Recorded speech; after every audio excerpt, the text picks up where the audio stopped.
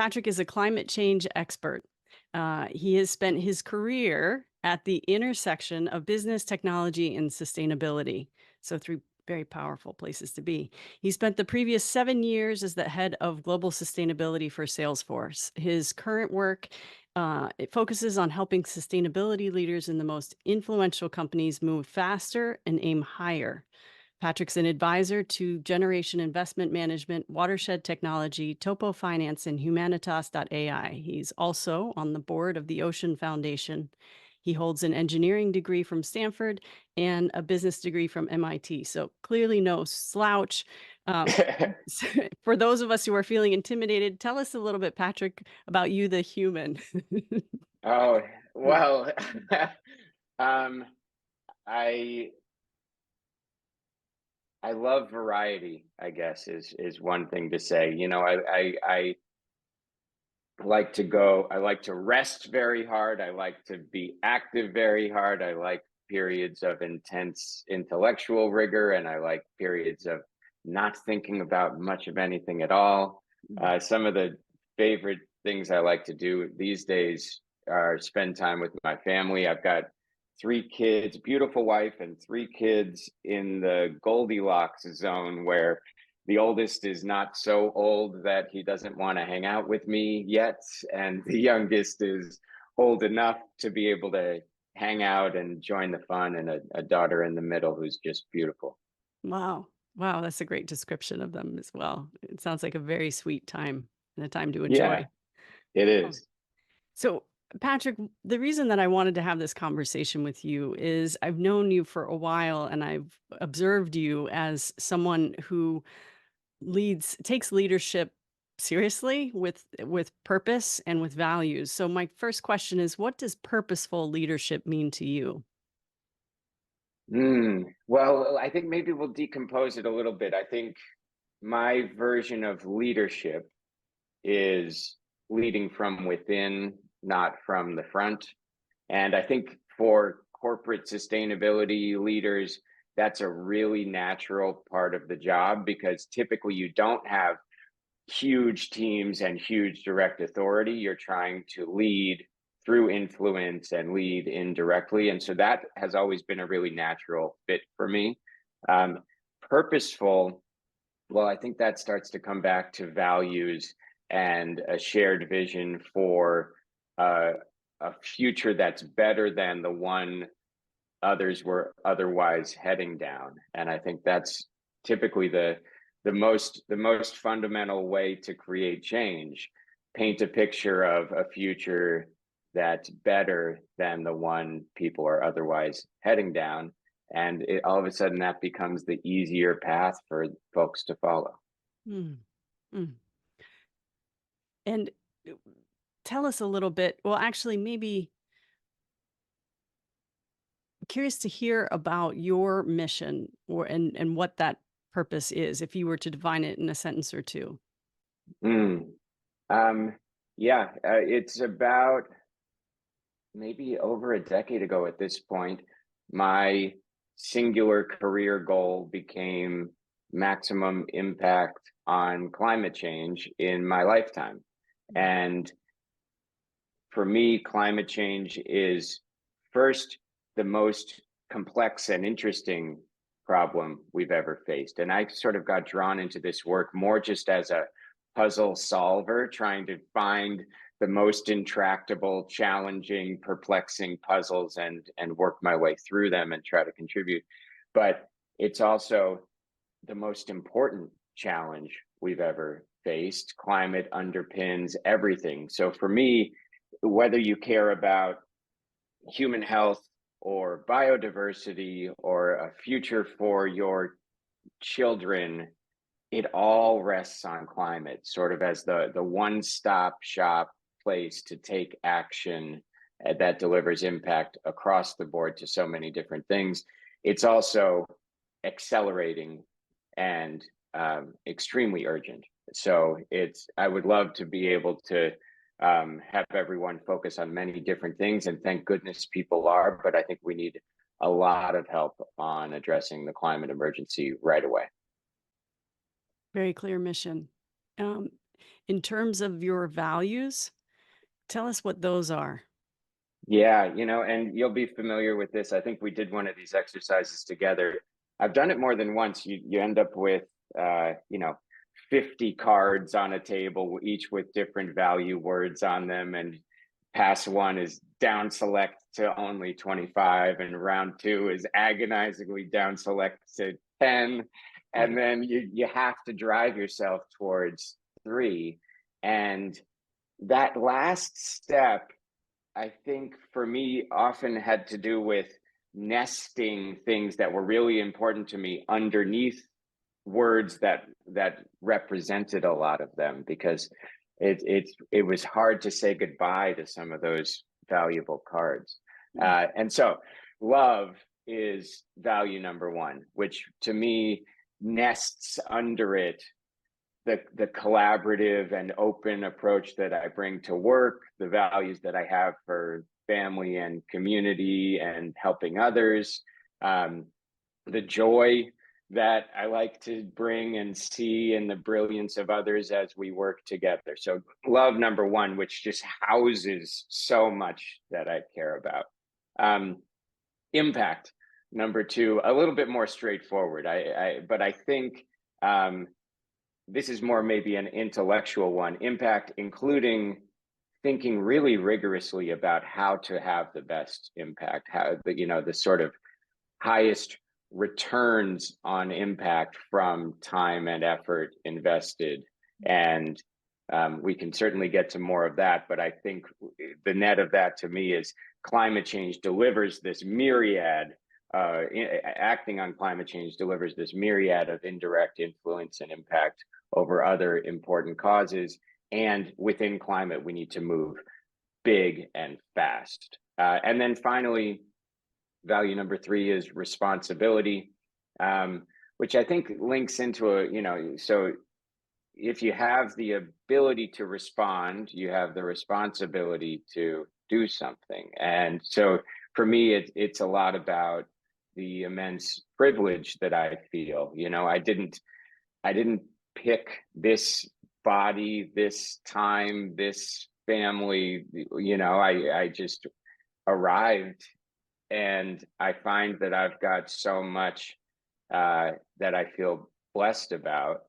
And I think that's been a big fueling force for me. In other words, something like, if I'm not going to dedicate my life to climate action, and I look left and right, like, who do I expect is in a better position to do so? We have so many people who rightly are focused more on what's right in front of them, their own health or that of their family, paying the bills, access to reliable electricity and clean water, and you can work your way up the stack. And I just feel very blessed and lucky, and so I feel a deep responsibility. Yeah, there's a degree of leverage in the responsibility and understanding that, I think, and utilizing it well. Just a thought. What do you mean by leverage? Okay, well, I have so many questions, Patrick, about that. Just I'm internalizing. We'll leave it at that. I'm Yeah, like, okay. wow, I'm almost seeing impact interwoven with responsibility, how those two connect. But Yeah, well, I guess maybe I'll offer one thing. Maybe this is where you're headed, but I think the work of impact can be very hard and very draining. You're sort of watching. The other day, the phrase I came up with was, sometimes being at the forefront of climate action feels like being in the front car of a train that's perilously headed towards a cliff, oh, right? And so, it's very heavy.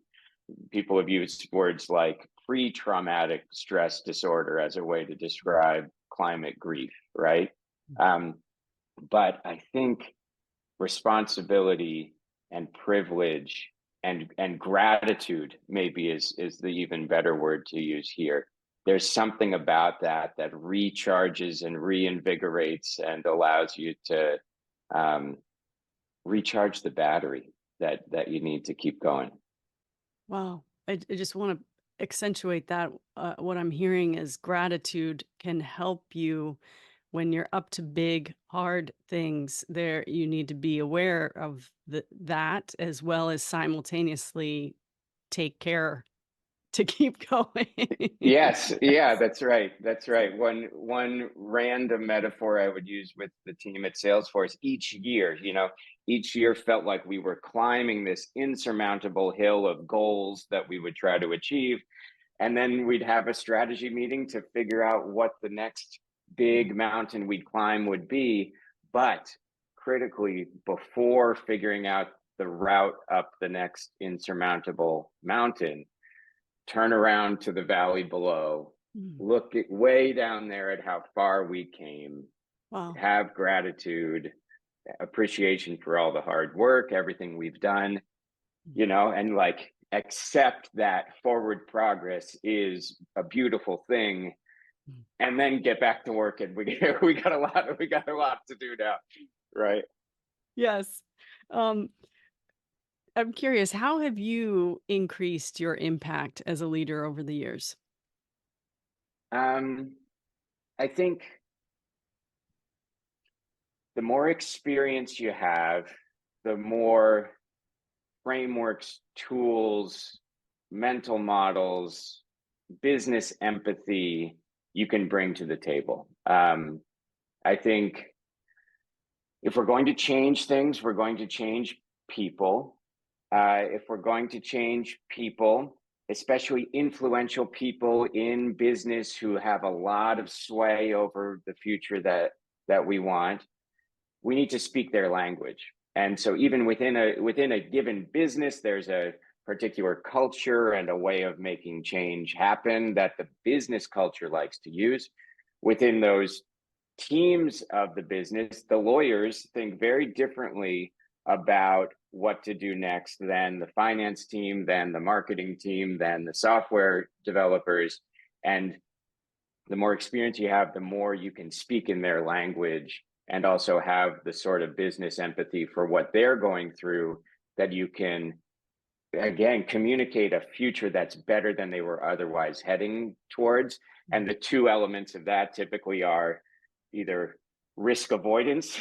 We do this and we're going to avoid danger on the path that I'm talking about, or reward. We do this and it's going to be something we're really proud of, or that brings success to you and your organization. So um, those are the building blocks of change. And the fine tuning of those building blocks, or the paintbrush you need to use on those building blocks, is business language and the frameworks and metaphors that business leaders use in the rooms that you're in. Wow. What I'm hearing, and would love to dive in a little bit deeper, is influence, because in order to influence across different functions, across different businesses, so on and so forth, um, I'm hearing inklings of that already, speaking the language. But Mm, how else? So, if we were to divide this, there are cognitive things to do, emotional things to do, and somatic, body-based things that you can do. mm. How are you how do you influence? Let's start with, cognitively or mentally.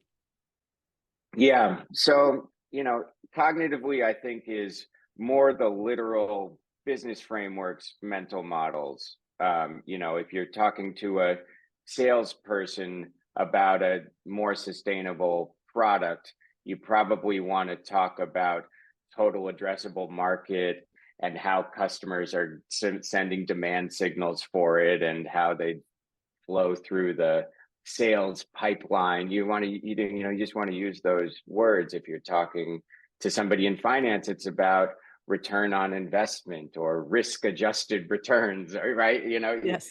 So the frameworks matter, and you can pick and choose the metaphors you want to use and the audiences you want to go to influence. Emotionally, here's a magic trick I stumbled upon at one point.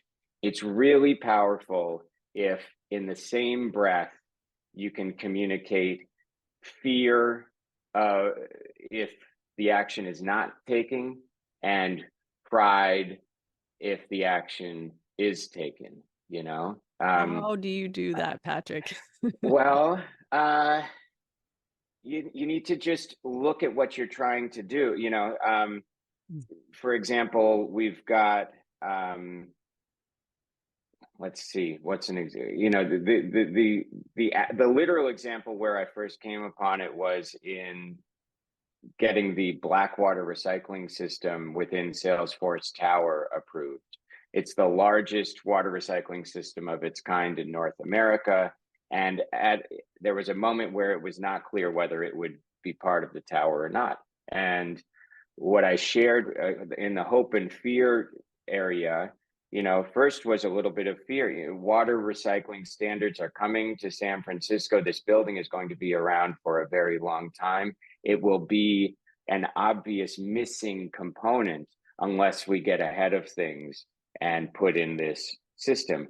And if we do, we can deploy the largest system of its kind in North America, and the tower can be extremely visible, not just literally, but also because of its water stewardship and water leadership to that community in a place that happens to be going through immense drought from time to time. And so, it sort of catches people, whether you're risk averse or more prone to taking action for the rewards of it all. Mm. It casts a double net that can catch more people. And then you said somatically, right? Yes. I think one is getting on people's wavelengths. Some people talk fast, some people talk slow, some people like to joke, some people want to do right. I had my wife and I had this giant wedding, and there was a hour and 45-minute receiving line to meet the two of us, and everybody had about 30 seconds. I was, somebody handed off by my father-in-law who would do a brief introduction. Just coming down the line. And it was this crash course because I'd have this great connection with person number 7, and then they'd move on, and I'd bring that energy to person number 8, and They're like they'd be, not having it. whoa. So it was a remarkable experience. And by the end of it, I had the deepest appreciation for, like, give it a second, see who this person is, and then go their way, right? Meet them where they are. So that's one. Mm. And then on the other, on the somatic bit, is what we talked about earlier. I think I have learned to trust my gut, that the right answer doesn't always come from a spreadsheet. Spreadsheets help inform you, conversations help inform you, news articles help inform you, and your gut is almost best at synthesizing all of that. Your instincts, your spidey sense, your gut, like whatever words you want to use, you can feel sometimes what the right next step is. Wow. So where, for all of those being influenced by you right now and wanting to increase their impact, where should they begin in the domain of sustainability? Yeah. The answer is always the same, which is good. You are prepared. You are brilliant. The planet needs you to do what you do best to help it. We need artists to make art for climate change. We need software developers to write code for climate change. So you don't need to think of it as some major that you should have otherwise taken in college. You're prepared. Everything is relevant because everything must change. And the good news with that as well is, speaking of like high return on investment activities, the things that you are already brilliant at doing are the ones that you can provide that deliver the fastest, biggest returns on this mission. So take stock of what you love to do and what you do best. And the trick that I always tell people is, you open up a search engine, you write down one of those words that is what you're very good at or what you love to do or who you are. software developer. And then you write for climate change and you search, and I get without fail, there is a community out there or a place to learn or some peers who are more than ready to pull you into the fold. So if you're looking for how to get started, use your superpower and find the community that's already there waiting for you. And also, I guess, you're not late. This is the rest of our lives. This will only be a more important, bigger, more mobilizing force. And so if you're feeling like, oh, I should have done it already, Yes. that feeling's only getting stronger. So there's no time like today to just start. Just spend a half hour doing that Google search and seeing what you find out. Beautiful. Um, what's one, I mean, you already gave us a practical step that people can take, but what's one resource that you would recommend listeners to learn from? Yeah, the the one thing I think everybody on earth needs to read, takes about 10 minutes. It's Paul Hawkins' commencement address to the University of Portland graduating class in 2009. You can find it on Common Dreams. And it's whenever, speaking of recharging the battery, like I mentioned earlier, whenever I need to like just get remotivated, or even each time I read it, I find a different gem that maybe a sentence that didn't hit me in the way that it does the time that I'm reading it. And it's just packed full of beauty. So give it a read. Okay. Thank you. And last question. Um, you may have said this already, maybe it's something different, but in honor of Earth Day, what's one small action Mm. that any of us can take? Yeah, I'll give a different one than the search engine. And I'll do it in a quick story. I was leading sustainability for a data center company back in 2012, 2013. And they asked me to open up an office in San Francisco and build a team. And I was the one on the ground looking for offices to sublease Mm. and looking at all these different offices. And halfway through, I realized I wasn't asking any of these brokers about the sustainability of the offices we were touring, Mm. right? I was in my own, like, got to find an office, here's the price point, right? And if again, sort of like, if not me then whom moment, like, if I'm not asking about the sustainability of this office, who is? Like, they're not hearing it from anybody if not from me. So the lesson there is, give it a shot. You're buying a car, you're buying a t-shirt, you're buying something at work. That'd be the most important time to do it. We each think about consumption in our daily lives, but many people have access to much bigger purchasing power in their professional lives. Mm. Next time you're entering into a contract or thinking about a purchase agreement, ask the person about the sustainability of their company or the product that you're looking to buy. They may not, chances are they may not know the answer. You may not even know what you're looking for them to say, but speak that into existence.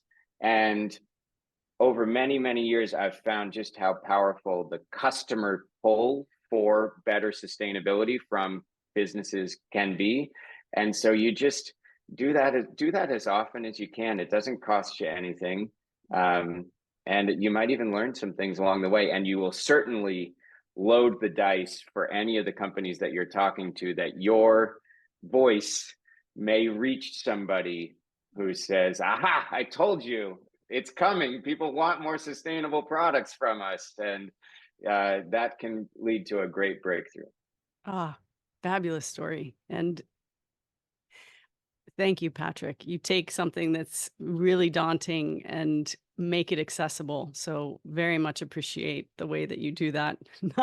Thanks. Not simple. But No, um no. Patrick, for anyone who is curious to just be in touch with you, know more about you, follow you, how can they find you? follow me on LinkedIn, Patrick Flynn. I'm most active there right now, and if I'm not mistaken, my contact information's all open there as well. So send me an email, shoot me a text. I truly am here to help anyone help the planet. So find me. That's my mission. That's what I'm here to do, and I would love to help you. Fantastic. Thank you, Patrick. Sure.